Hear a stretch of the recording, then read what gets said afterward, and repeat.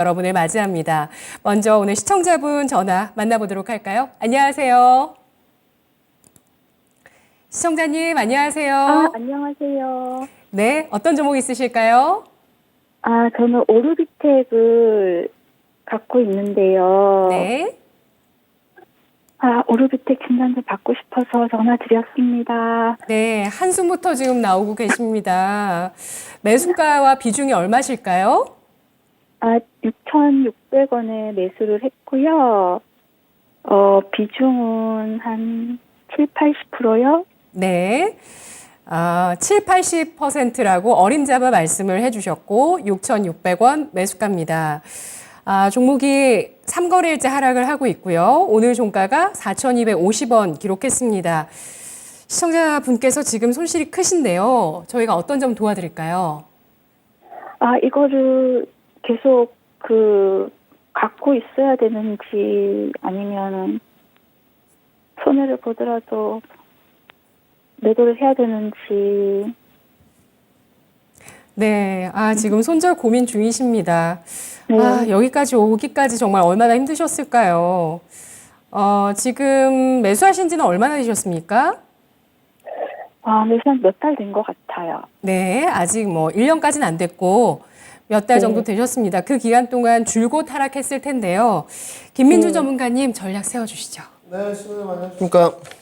안녕하세요, 선생님. 네, 고민이 많으신가. 시청 전화 연결이 처음이신가요? 네, 저 처음이에요. 그렇습니까? 목소리 좀 비슷해가지고 고민이 좀 많으셨을 것 같습니다. 보니까 원전주를 이제 사셨는데 네. 가장 이제 걱정거리가 이 종목을 어차피 경기 침체니까 시간 투자는 좀 가능하신 쪽이신 것 같아요.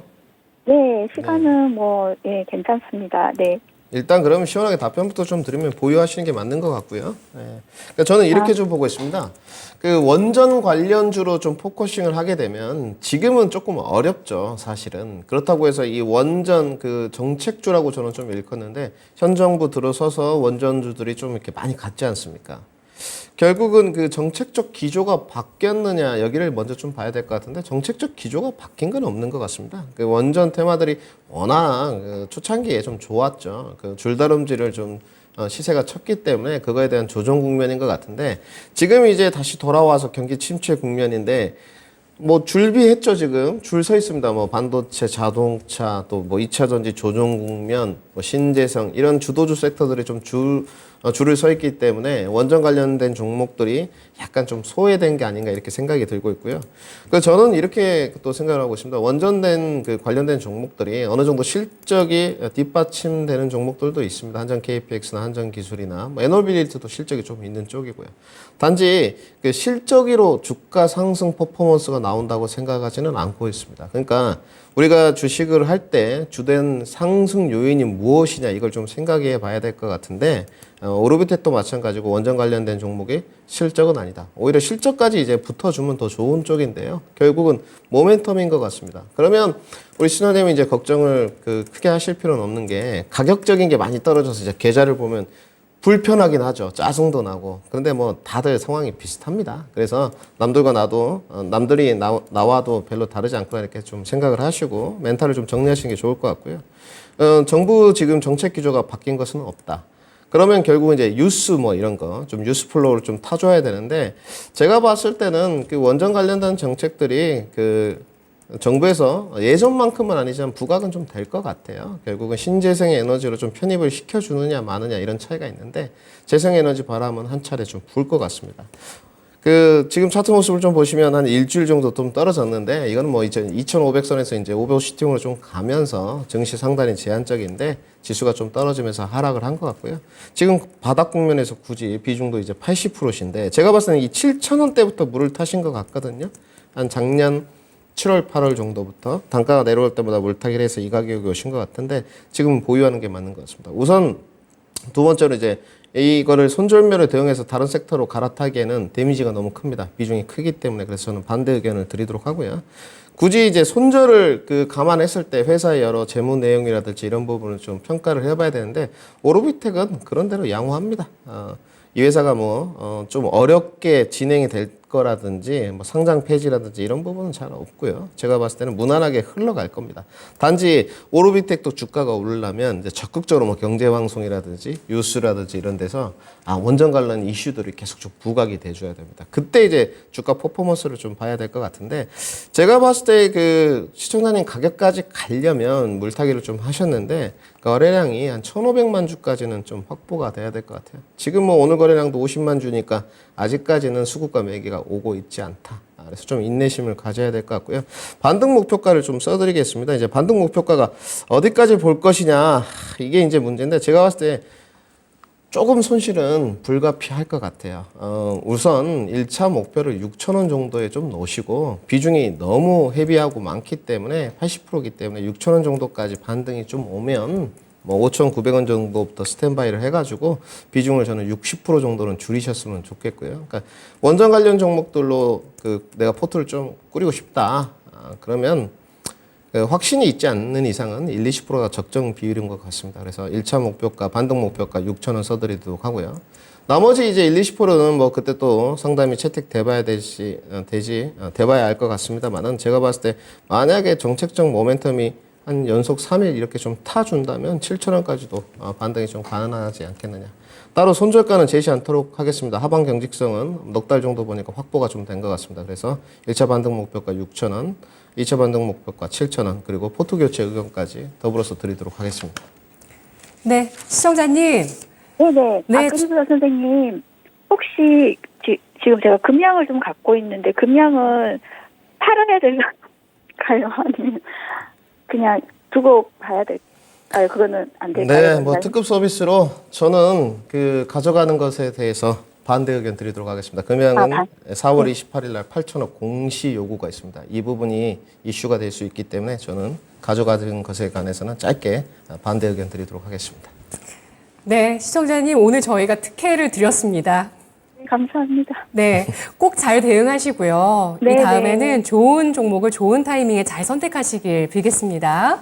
네, 감사합니다. 네, 고맙습니다. 네, 안녕히 계세요. 네. 네, 오르비텍 바닥 국면이라는 평가를 했습니다. 다만 여기에서 일단 목표가까지, 그러니까 매수가까지의 목표가로 잡기는 좀 어렵다고 보고 있고요.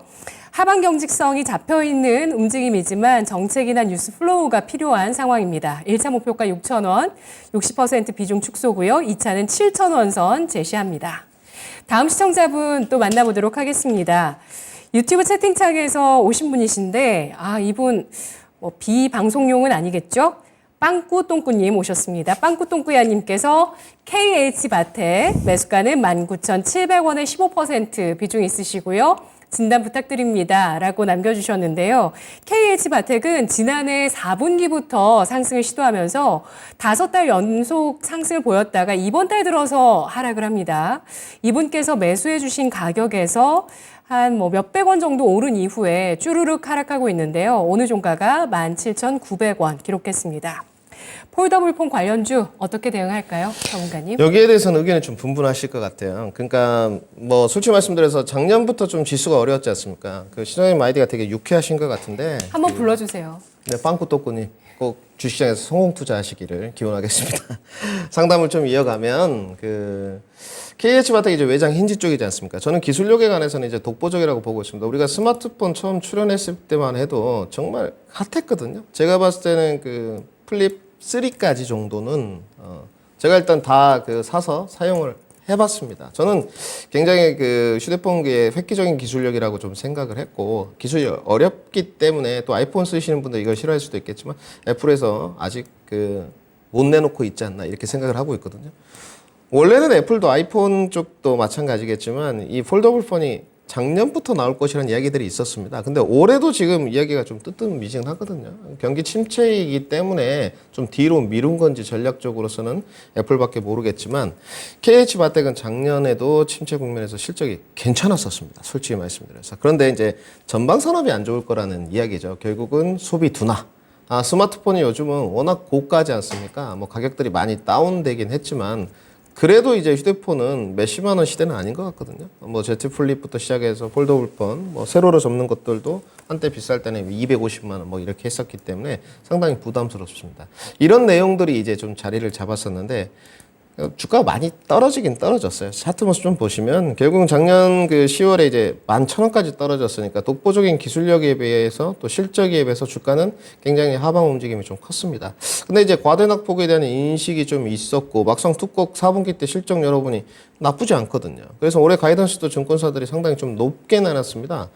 그 작년에 그 실적을 보시게 되면 그 325억이거든요. 그러니까 딱 한 10% 정도 영업이익률 썼습니다. 올해 지금 매출액이 이제 4,600억 측정돼 있고 올해도 영업이익이 한 454억, 딱 10% 정도인데 이 정도면 영업이익률도 준수하고 올해 경기 침체 국면이라고 하던데 이 정도면 제가 봤을 때 정말로 전방산업이 안 좋은 건 맞느냐, 스마트폰이 안 팔리는 건 맞느냐, 여기에 대해서 좀 고민을 해봐야 될 것 같거든요. 그래서 우리 시청자님은 조금 높은 단가에서 사셨어요. 최근에 이제 주가가 좀 뻗을 때 한 14,000원, 15,000원 기관 행보할 때 이때는 좀 관심이 없었다가 좀 뻗고 나서 완벽하게 조금 장기 이동평균선에 안착을 한 것이 아닌가 이런 생각이 들면서 사신 것 같은데 지금은 일단 보유 의견이 맞는 것 같습니다. 우선 실적 시즌이 도래했고 우리가 가이던스를 좀 믿고 정말로 허무맹랑한 이런 가이던스를 증권사에서 제시하지는 않거든요. 그래서 그 전방산업 수요에 대해서는 저도 아직 중립 의견입니다. 뭐 경기 침체가 2분기다. 가장 터널이 3분기다 등등의 의견이 분분한데 어차피 순서는 반도체가 살아나고 IT 수요가 살아나면서 이렇게 경기 상황이 좀 사이클로 돌아가야 될 것 같은데 가격이 그 뭐 밸류나 실적 이런 걸 토탈적으로 고려했을 때 우리 시청자님 잡은 가격이 높은 가격은 아닌 것 같습니다.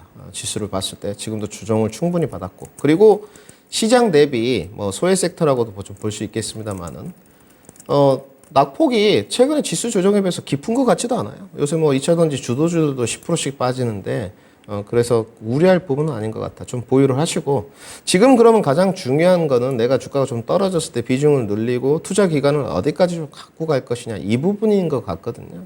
제가 봤을 때는 투자 기간은 조금 하반기까지 길게 가져가시는 게 좋을 것 같습니다. 지금 2, 3분기 때 그 굉장히 경기 침체냐 아니면 뭐 긴축 완화 기대감이냐 등등 이런 요소들이 굉장히 또 기대감이냐 상충될 거거든요. 그래서 이번 달에 딱 보시면 2주는 좋았고 2주는 지금 안 좋습니다. 5월 달에는 FOMC에 따라서 방향키가 설정될 것 같고 그래서 지금은 보유만 하시고 비중은 추가 의견 드리지 않도록 하겠습니다. 손절가는 따로 필요 없을 것 같아요. 지금 뭐 스마트폰 관해서 완숙기 산업인데 프리미엄 너무 10배는 비싸지 않느냐 PER 기준 이렇게 생각할 수도 있는데 저는 그 IT나 반도체 프리미엄이 너무 짜다고 보는 쪽입니다. 그래서 저는 충분히 이 정도 밸류에이션은 부담감이 없다.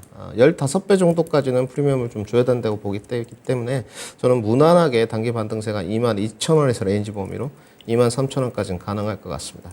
여기서 이제 탄력이 붙으려면 새로 나온 스마트폰이 판매 호조로 이어진다든지 좀 획기적인 기술력이 조금 더 부각되어야 될 것 같습니다. 그래서 단기 반등 목표가로 22,000원에서 23,000원 레인지 범위 제시토록 하고요. 손절가는 따로 제시 않도록 하겠습니다. 네, 우리 채팅창에서 빵꾸똥꾸야님께서 계십니다. 그러면서 정말 진단 감사합니다. 1년 동안 보유 중이에요. 라고 글 남겨주셨는데요. KH바텍 소비 둔화 우려로 전망 산업 수요에 대한 불확실성은 남아 있습니다만 보유 의견 제시합니다. 밸류에이션 감안했을 때 현재 고평가 구간에서 매수한 건 아니라고 판단을 하고 있고요. 목표 주가 하반기까지 22,000원에서 23,000원 추가적으로 목표 주가를 상향하기 위해서는 휴대폰 판매 호조 재료가 뒷받침돼야 된다라는 분석이었습니다.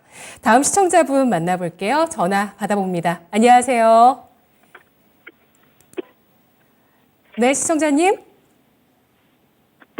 안녕하세요. 네, 우리 시청자님 다시 연결 시도해 보도록 하겠습니다. 지금 이분께서 보유하고 계시는 종목은 지수보다 더 길게 지금 하락세를 이어가고 있는데요. 오늘장까지 하락이 이어지진 않았어요. 그래서 8거래일 만에 반등 보여주고 있는 종목인데요. 만나보시죠. 안녕하세요. 여보세요.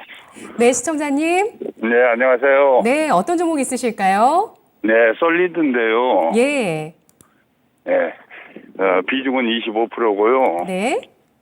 네, 산지는 지금 거의 2년 정도 된 것 같아요. 예. 네, 근데 이게 희망이 있는 건지 아니면 여기서 손절을 해야 되는 건지 그게 궁금해가지고요. 네, 우리 두 번째로 전화 연결하신 시청자분께서도 한숨이 좀 깊어지고 계십니다. 매수가가 얼마실까요? 8,600원이요. 예, 8,600원 매수하셨고요. 네. 예, 아무래도 손실폭이 꽤 되십니다. 지금 네. 한 30% 정도 손실을 보고 계시죠? 네. 예, 오늘 반등 반갑게 나왔는데요. 여기에서 손절을 할지 더 보유해도 괜찮은지 희망이 있는지 분석해 보겠습니다. 김민준 전문가님. 오늘 그 상담받은 종목 중에서 제일 어려울 것 같습니다. 일단 뭐 기업 내용은 우리 시장님하고 의견을 뭐 나눌 필요는 없는 것 같고요. 이제 인빌딩 중계기의 뭐 대장주 HFR 그리고 후발주자 솔리드 이렇게 생각하시면 될 것 같습니다. 시장님한테 좀 물어보고 싶은 게 앞으로 시간 투자는 조금 더 가능하십니까? 네. 그러면 그 시청자님 마음이나 제 마음이나 똑같을 것 같거든요. 예. 작년 10월에 이 주가가 3,900원까지 빠졌습니다. 그죠? 네. 그때도 버텼는데 시청자님 뭐 지금 고 한번 하시죠. 저는 왜 오늘 가장 어려울 것 같다고 이야기를 하냐면 그 특정 그 모 증권사에서 굉장히 5G에 대해서 후한 평가를 내놓고 있는 건 아실 겁니다. 네. 그런데 뭐 이건 오늘도 리포트가 좀 나왔거든요. 그러니까 5G 종목 중에서 우리 시청자님이 솔리드를 만약에 보유 안 했다. 다른 종목을 보였다. 그러면 오늘 제가 손절 사인 냈을 거예요. 그런데 솔리드는 그 시장에 좀 재평가가 확실히 필요한 시점인 것 같습니다. 작년에 HFR이 매출액 이제 인빌딩 중개계 대장주니까 100% 찍으면서 주가가 막 갔거든요. 근데 솔리드도 작년부터 확실히 실적이 좋아졌어요. 영업이익률 이제 10%를 찍고 이 5G 안에서 여러 가지 기주국이라든지 뭐 인빌딩 중국이라든지 백홀 장비라든지 뭐 계측 장비라든지 정말 많거든요. 게인 트랜지스터라든지. 근데 그 중에서 그 실적이 도드라지게 좋아지는 쪽은 인빌딩 중개기인 HFR과 솔리드밖에 없는 것 같습니다. 그래서 이제 이런 평들인 것 같아요. 시장에 작년에 이렇게 실적이 좋았는데 올해도 지금 좋아지느냐 이 부분인 것 같은데 이게 좀 아쉬운 것 같아요. 올해 정말로 이렇게 가이던스만큼 실적이 올해 영업이익률이 13%로 측정이 돼 있는데 1분기 실적도 전년 동기 기준으로 올라간다는 평입니다. 그래서 오늘 그 리포트가 나오면서 주가가 좀 튀었거든요. 과연 정말 이랬을 때 수급이 막 좀 5G 안에서 솔리드한 재평가를 하면서 들어올 것이냐 여기로 기결을 시켜야 될 것 같아요. 지금 시장의 수급이 자금이 되게 제한적이니까 사람들이 워낙 낙폭과대 종목들이 많으니까 뭐 좀 조정받으면 뭐 2차전지라든지 아니면 반도체라든지 아니면 아직도 못 가고 있는 자동차 이런 쪽으로 굉장히 포커싱을 많이 하거든요. 그러니까 수급이 제한적이다 보니까 5G까지 가지가 않는 거. 이 부분이 굉장히 지금 아쉽죠. 그래서 제가 시장님한테 여쭤본 게 시간 투자를 조금 더 하실 거냐. 이왕 2년 정도 묻어둔 거 없는 셈 치고 좀 가져갈 것이냐. 그때 또 결과물이 어떻게 될 것이냐. 이제 이 부분을 저랑 함께 고민해야 될 것 같은데 저는 결과물 괜찮을 거라고 보고 있습니다. 왜냐하면 지금 기업 내용들을 보게 되면 2차 전지부터 다 이렇게 봤을 때 영업이익률 10% 넘어가는 기업들이 별로 없습니다. 그러면 아무리 섹터가 5G라고 해도 저는 5G 섹터가 굉장히 산업 전반에 중요하다고 봅니다. 이종 산업과의 교광 역할을 하고 필수적인 섹터이기 때문에 5G는 꼭 돼야 됩니다. 5G가 안 되면 자율주행도 안 되거든요. 그러면 평가를 좀 다르게 해줘야 될 것 같고요.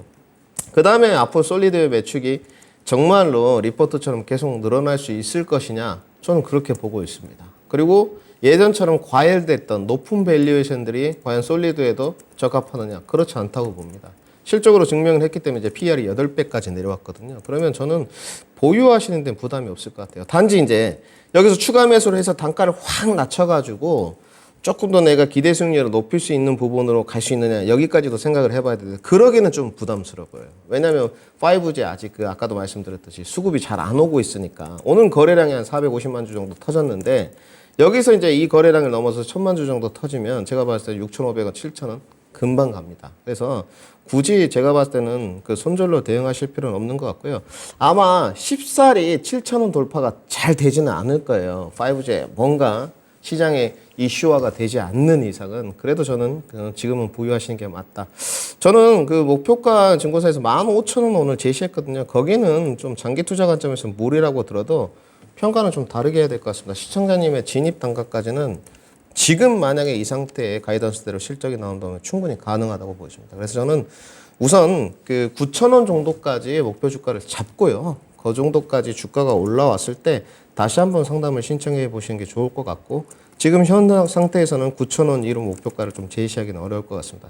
2년 동안 보유하셨기 때문에 따로 손절은 필요 없을 것 같습니다. 저도 보유 의견 드리도록 하고요. 반등 목표가 9,000원 제시도록 하겠습니다. 네, 시청자님. 감사합니다. 예, 아무리 뜯어봐도 사실 이 종목이 이렇게까지 내리는가 하고 좀 억울하셨을 것 같아요. 네, 그랬어요. 예, 잘 버티셔서 9,000원까지 보시고 나서 다시 상담 신청해 주세요. 네, 감사합니다. 네, 고맙습니다. 솔리드 시간 투자가 필요한 종목이라고 보고 있습니다. 가능하다면 보유 의견이고요. 5G 안 되면 자율주행도 이도 저도 안 된다. 필수 불가결 조건의 산업이고 실적 성장 마진 잘 나오고 있다는 평가입니다. 목표 주가 9,000원 확인 이후에 다시 한번 체크하겠습니다. 다음 시청자분 유튜브 채팅창에 블레스님께서 와주셨습니다. 안녕하세요. 솔로엠 22,800원에 5%. 기관이 꾸준하게 매수하길래 좀 사봤습니다. 진단 부탁드립니다. 라고 남겨주셨는데요. 오늘 주가가 21,950원에 마감되면서 아마 오늘 매수를 하신 것 같습니다. 최근에 하락하면서 좀 쭉 부진했는데 오늘 반등 반갑게 나왔습니다. 기관 매수와 함께 들어온 반등. 블레스님 잘하신 걸까요? 잘하셨습니다. 오, 네. 네, 구력이 상당히 느껴지십니다. 네, 그 딱 보면 알 수 있거든요. 전문가가 전문가를 보면 알 수 있고요. 전문가가 또 시청자를 보면 알 수 있습니다. 구력이 상당히 되신 분 같고 기술적으로 나무랄 데 없습니다. 나무랄 데 없고요. 수급까지도 보신 것 같아요. 아무래도 기관 쪽에 투신 수급을 좀 보신 것 같고요. 뭐 지금 종목을 접근할 때 3가지 이상의 사유는 있어야 된다고 늘 말씀드리는데 수급도 본 것 같고 업황 내용도 좀 본 것 같고 기술적인 것도 고려를 다 하신 것 같아요. 그 지금 지수가 내렸지 않습니까? 이렇게 과감하기가 쉽지 않아요. 실질적으로. 뭐 기술적인 건 솔직히 전문가보다 더 나을 수도 있습니다. 일반인들이. 그 본인만의 노하우로 기술적인 건 가져가시면 되고요. 우리가 이제 솔로엠에 대한 업황 내용을 좀 봐야 될 것 같은데 그 솔로엠은 뭐 전자제품보다도 아까 제가 좀 살펴봤지만 ESL이 생각이 나거든요. 전자 가격 표시라고 했죠. 그다음에 파워 모듈이라든지 3in1 뭐 이 정도 이제 기억이 나는데 이 상장했을 때부터 이 종목이 그 기관 그 투자자들이 상당히 좋아하더라고요. 이 종목도 상장한 지 얼마 안 됐습니다. 뭐 2년 정도 됐는데 주가가 참 많이 빠졌고 그 실적은 이 회사가 괜찮습니다. 최근에 보니까 베트남 쪽에 그 전기차에 뭐 조금 참여한다는 소식이 있던데 이 회사는 확실히 괜찮아요. 실적이 없는 쪽도 아니고 삼성전기에서 이제 분사하는 걸로 알고 있는데 그 작년에 1조 6천 원 찍었는데 올해 가이던스를 상당히 많이 내놨습니다. 매출액이 2조 원이고 영업이익이 영업이익이 한 1,200억 정도 내놨는데 뭐 이대로만 된다면 제가 봤을 때는 문제가 없어 보이는데 이제 우리가 그 늘 이제 이야기하지만 우리 시장님이 이제 수급 받고 기술적인 거 받고 업황 내용은 뭐 알고 있는 것 같고 그리고 이제 밸류에이션으로 좀 돌아가 봐야 될 것 같은데 그 첫 번째로 일단 우리 그 기업들 내용에 비해서 시장 전반에서 주는 IT 그 프리미엄이 너무 짜요. 제가 봤을 때는. 그러니까 이게 지금 11배 정도 되는데 이제 부담스럽다 아니다. 각각의 주관적인 평가인데 저는 그렇게 부담스럽지 않은 내용인 것 같아요. 솔직히 말씀드려서. 그래서 가져가시는데 문제가 없는데 이제 이런 겁니다.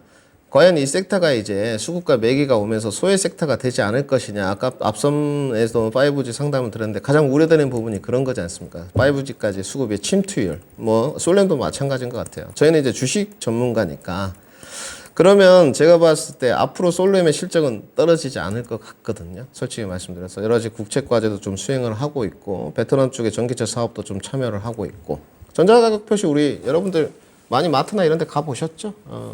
또 삼성 뭐 디지털 프라다지 이런 데 가면 꼽아져 있는 그런 것들을 이제 말하는 거거든요. 근데 그 제가 봤을 때 기대 수익률은 조금 낮추시는 게 좋을 것 같아요. 그러니까 장기 투자라든지 좀 중장기 성향의 보유자시라면 그 별로 좋지 않아 보이고요. 우리 시청자님 제가 봤을 때 느끼기에는 주관적으로 매매 관점이신 것 같거든요. 매매 전략을 좀 택해 보신 것 같은데 종목도 좀 안정적이고 이런 종목으로 좀 선택을 하신 것 같아요. 그 다음에 뭔가 기관 그 투신 수급이 좀 왔으니까 견인차 역할을 좀 하지 않겠느냐 이런 생각까지 내포를 하신 것 같습니다. 저도 일정 부분 동의를 하고요. 그 우리 신사님이 그 진입 타점이 아까 좋다 그랬으니까 박스권 매매로 가시는 게 맞는 것 같습니다. 지금 22,800원 5% 오늘 사셨고 박스권 하단이 이제 한 27,000원 정도 되거든요. 상단은 한 25,000원 정도 됩니다. 그러니까 우리 시청자님 지금 수익 창출을 하려면 박스권 상당 정도 가면 2만 원. 그 10% 정도 이렇게 되는 거고 하단에서 내가 조금 2만 원까지 흘러내렸을 때 5% 추가한다. 그러면 단가가 이제 2만 900원 정도, 2만 1,400원 정도가 되니까 기대 수익률이 한 17% 정도가 되네요. 그래서 저는 이렇게 하시죠. 만약에 FMC 전에 조금 더 관망세가 나와서 지수가 지지부진해진다. 그러면 이건 붙어볼 만한 것 같습니다. 레인지 범위에서 2만 원에서 한 2만 700원 정도 사이까지 흘러내리면 추가 매수 5%를 하시고요. 그게 맞는 것 같습니다. 저희가 봤을 때는 충분히 덤벼볼 만한 자리예요. 그리고 반등 목표가는 25,000원까지. 그래서 비중 추가 의견 5%를 드리도록 하고요. 박스권 매매로 고점 상단 목표가는 25,000원 설정해 드리고요. 손절을 이제 이렇게 박스권 매매를 하게 되면 박스권 이탈 시 손절을 하는 게 맞는데, 채우는 게 맞는데, 저는 이 종목에 굳이 손절가는 필요 없을 것 같습니다. 그러니까 내가 매매로 좀 진행을 하다가 주가가 물렸는데 버텨서 좀 가져갈 수 있을 것이냐, 이 종목은 가능한 것 같습니다. 그래서 손절가는 따로 제시 않도록 하겠습니다. 네, 채팅창에서 블레스님께서 구력 상당하지 않습니다. 물려있는 종목 너무 많습니다. 라고 하셨는데요. 그러는 동안에 쌓이셨을 수도 있습니다. 이 종목 정말 뭐 매수 타점 나무랄 데 없다고 평가를 했고요. 기관이 선호하고 있는 종목이고 다만 소외 섹터 가능성에 대해서도 평가를 해보면서 박스권 전략 제시했습니다. 단기 목표가 25,000원, 추가 매수 가격 2만 원에서 2만 700원 선입니다. 자, 지금 계속해서 전화 유튜브를 통해서 저희가 진단 받고 있습니다. 유튜브 채팅창에 또 종목 올려주시면 되고요. 혹은 02-325-8200번 전화 주셔서 종목 매수가 비중 남겨주세요. 다음 시청자분 만나보도록 할게요. 전화입니다. 안녕하세요. 네, 안녕하세요. 네, 시청자님 어떤 종목 있으실까요? SK 하이닉스요. 네, 매수가 비중 얼마십니까? 9만 원에 10%요. 예, 9만 원에 매수해 주셔서 오늘 종가 기준으로 매수가 부근이세요. 네, 그런데 신용으로 해서 걱정돼서 전화드려봤어요. 예, 이전에 레버리지를 써본 적 있으실까요? 처음이라서요. 처음. 예, 언제 하셨나요? 이거 한 2주 정도 된 것 같아요. 네, 많이 긴장되셨죠? 네. 알겠습니다. 자, 이 신용을 쓴 SK 하이닉스 어떻게 대응할지 전략 세워보겠습니다. 김민준 전문가님. 오늘 어려운 질문이 계속 나오네요. 시장님 안녕하십니까? 안녕하세요. 그러면 호심탄회하게 좀 여쭤볼게요. 뭐 수치는 말할 수 없고요. 개인 사생활이 있기 때문에 신용 비율이 지금 좀 여유가 있으신가요? 네, 여유는 있어요. 그러면 문제 없을 것 같습니다. 신용 비율이 300% 이상 좀 유지되고 있다고 하시면 일단 좀 가져가는데 문제가 없다 먼저 말씀을 드리고요. 이걸 먼저 이제 알아보는 게 중요한 게 반대 매매가 140% 밑으로 떨어지면 나가시는 건 알고 계실 것 같고요. 또 신용이 이제 2주밖에 안 됐다 쓰신지 일단 뭐 제가 드릴 말씀은 아닙니다만 일단 자기 자본 갖고 하는 게 가장 편안하고요. SK 하이닉스의 지금 가격은 부담스럽지 않은 가격입니다. 그러니까 하이닉스가 하방 경직성은 다 확보했다고 보는 쪽입니다. 주가는 저는 안 빠진다고 보는 쪽이고요. 그 다음에 뭐 우리 시장님 조금 안정감을 드리려면 이런 말이 가장 좋을 것 같습니다. 제일 쌀데없는 걱정이 삼성전자고 하이닉스입니다. 솔직히 말씀드려서 주가의 수익률은 둘째 치고 하이닉스하고 삼성전자가 망하면 대한민국 어떻게 되겠습니까? 저는 산업 전반 50%는 주저앉는다고 보는 쪽입니다. 그래서 그럴 리 없다고 보여지고요. 단지 이제 우리가 이렇게 봐야 될 것 같습니다. 정말로 SK 하이닉스의 메모리가 각광을 못 받고 기술력이 형편없고 이래서 실적이 지금 안 나오고 있느냐? 그렇게 보여지지는 않습니다. 코로나 때 풍부한 유동성, 우리 시장도 증시안정기금 10조, 채권안정기금 10조, 20조 투입했는데 그러니까 자본주의 시장에는 인위적으로 개입을 하게 되면 이 부작용이 나옵니다. 그 부작용의 폐해라고 보고요. 그 부작용의 폐해가 결국은 재고 이제 축적했던 부분이지 않습니까? 근데 이 재고가 거의 다 이제 세워진 되어 가고요. 오늘 이제 미래에셋에서 보고서 하나 썼던데 내용을 좀 보게 되면 이런 내용입니다. 메모리 업황의 바닥이 다들 어디냐 이런 의견들이 이제 좀 분분한데 지금은 거기에 대해서 별로 의견이 분분한 것 같지 않아요. 바닥권은 다 찍었다. 거의 모든 증권사들이 동의하는 것 같고요. 단지 이제 뒤에 주가 상승 퍼포먼스에 관해서 의견이 좀 갈리는 부분이 있습니다. 이런 부분이죠. 주가의 상승으로 이어지려면 실적 부분이 완벽하게 턴되는 것이 수치적으로 확인돼야 된다. 이런 부분들이 좀 있거든요. 단지 우리 시청자님은 제가 신용을 쓰실 때 보니까 성향이 딱 지금 좀 보이거든요. 이 신용을 썼을 때 약간 불안감이 있으셨으니까 좀 바닥권에서 기간 횡보를 하고 있고 회사가 좀 튼튼하고 이런 거를 이제 하신 것 같거든요. 교환 수치 부분 내용이 있었지만 별로 영향력 없는 것 같고 등등을 고려하신 것 같아요. 근데 이제 시장님 이건 아셔야 됩니다. 그 하이닉스를 할 때 그 소액 금액을 하게 되면 별로 좀 표가 안 나겠죠. 금액이 좀 커야지만 주가 상승 퍼포먼스가 좀 레벨업이 작으니까 작은 금액은 크게 티나지 않습니다. 그래서 좀 큰 금액을 해야 되는데 제 이 진심이거든요. 신용으로 좀 하시게 되면 그 아무래도 좀 티가 잘 안 나요. 그리고 시장에서 빠르게 움직이는 종목이 아니기 때문에 좀 불편하실 수 있거든요. 그래서 저는 이렇게 보여집니다. 우선 이 종목은 원래 손절이 필요 없습니다. 근데 우리 시청자님은 손절을 채우는 게 맞고요. 손절을 채우는 게 맞고 반등 목표가도 짧게 치시는 게 맞는 것 같아요. 그래서 반등 목표가는 일단 지금 9만 원이니까 수익률을 10%에서 15% 정도 잡고 10% 정도 넘어가게 되면 아마 시청자님도 그 정도 가격을 보신 것 같아요. 10만 원 정도. 분할 매도로 대응하시는 게 맞고 그 정확하게 좀 더 진단을 드리면 신용을 쓰셨기 때문에 주가가 흘러내릴 때는 신용 비율을 보면서 대응을 해야 되는데 제가 옆에 없으니 그것까지는 말씀드릴 수가 없고 지금 상황으로 봤을 때는 저점을 이탈을 하면 신용은 줄이시는 게 맞습니다. 그래서 저점은 73,100원이기 때문에 손절가는 73,000원을 채우고요. 저는 장기로 좀 끌고 갈 수 있다면 그건 증권사마다 조금씩 틀리거든요. 연장이 되고 안 되고는. 더 조금 목표가를 높게 드리고 싶은데 우리 시청자님의 상황을 고려해야 되기 때문에 저는 레인지 범위로 10만 원에서 10만 5천 원 목표가 설정해 드리도록 하고요. 미련이 좀 남으실 수 있어요. 그 주가가 계속 가게 되면 그래도 미련 갖지 마시고 단기로만 수익 챙기고 나오자. 이렇게 정리해 드리겠습니다.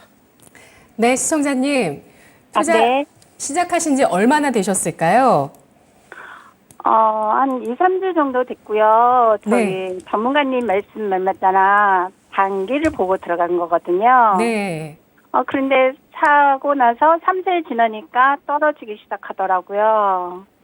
그래서 좀 걱정을 많이 했어요. 근데 9만 5천 원을 보고 들어가긴 했는데 이게 기간을 어느 정도까지 봐야 되는지 궁금하네요. 더 낮게 목표가를 보셨어요. 이분께서는 9만 5천 원 정도면 만족한다. 기만은 9만 5천 원이면 차트 보시죠. 박스권 상단을 보신 거예요. 예. 제가 봤을 때는 주식하신 지 3주밖에 안 됐는데 박스권 상단까지 봤다. 옆에서 누가 코칭하신 분이 좀 있을 것 같은데 잘 보신 게 맞고요. 그 정도로 보셨으면 늘 주식은 그렇습니다. 우리 시청자님.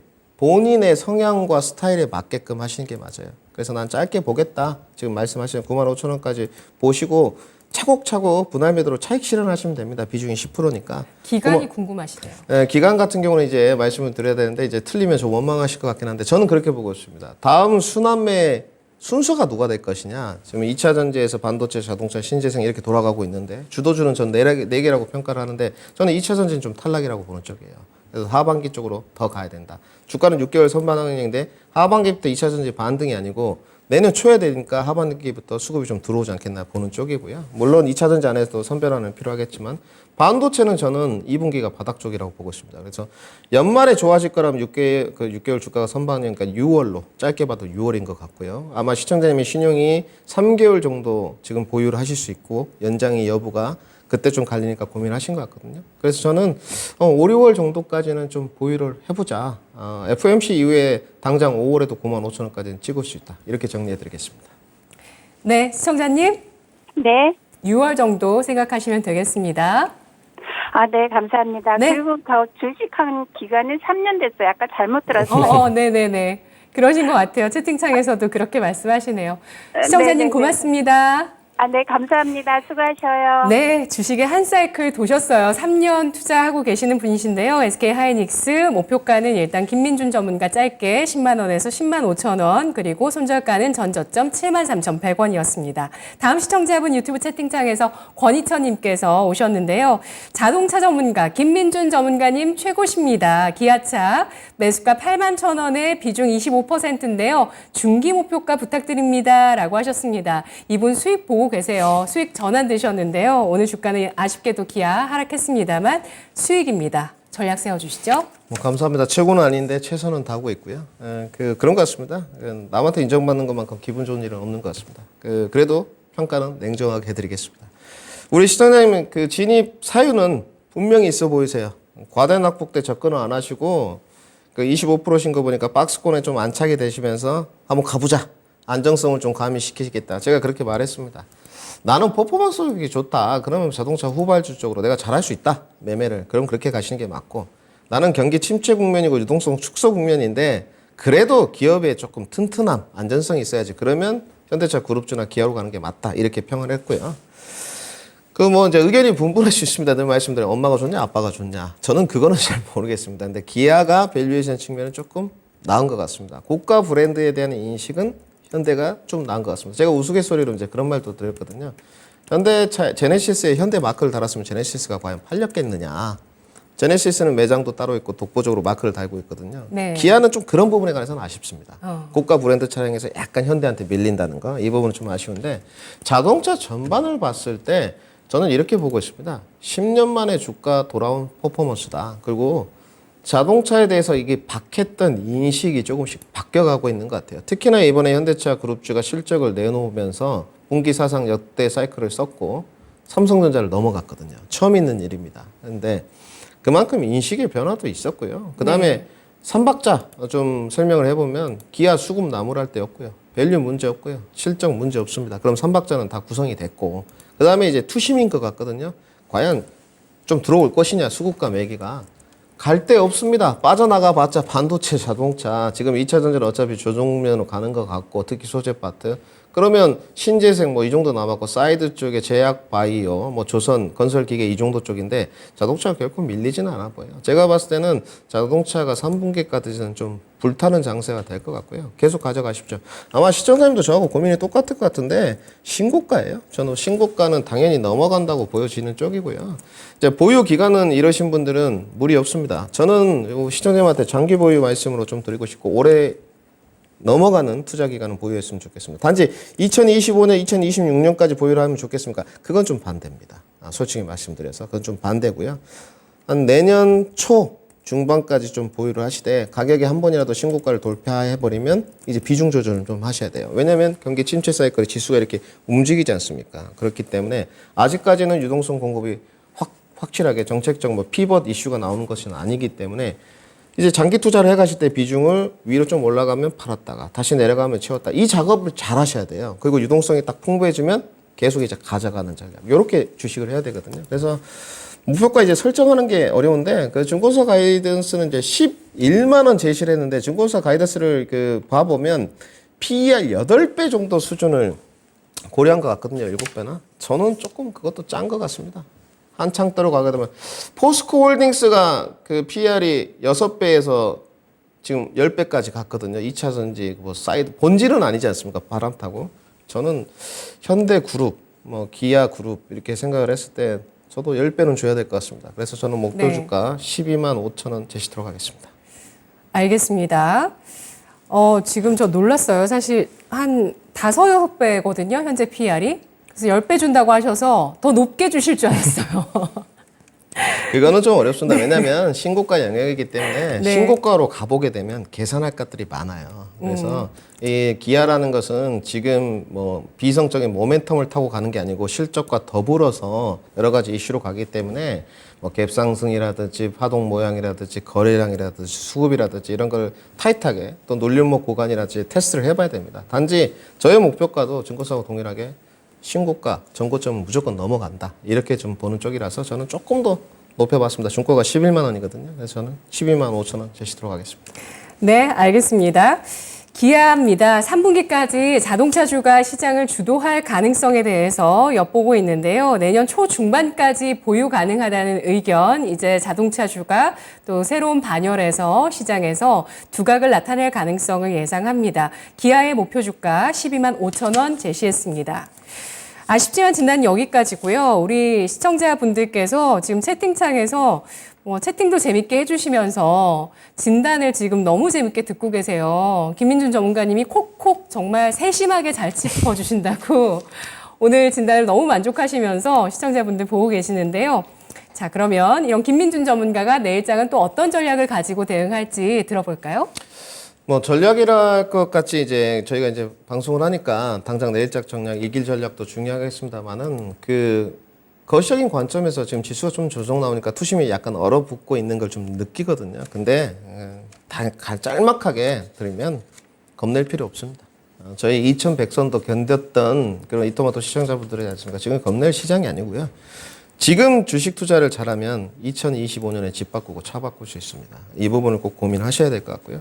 유동성이 풍부할 때는 매매고요. 유동성이 축소 국면에서는 여러분들 투자와 매집입니다. 이 부분을 꼭 명심하셔야 되고 잘하시는 고수분들은 매매하시면 되고요. 내일 시장을 이제 좀 봐야 될 것 같은데 내일 시장은 이렇습니다. 하방 경직성은 제가 봤을 때는 확보된 것 같습니다.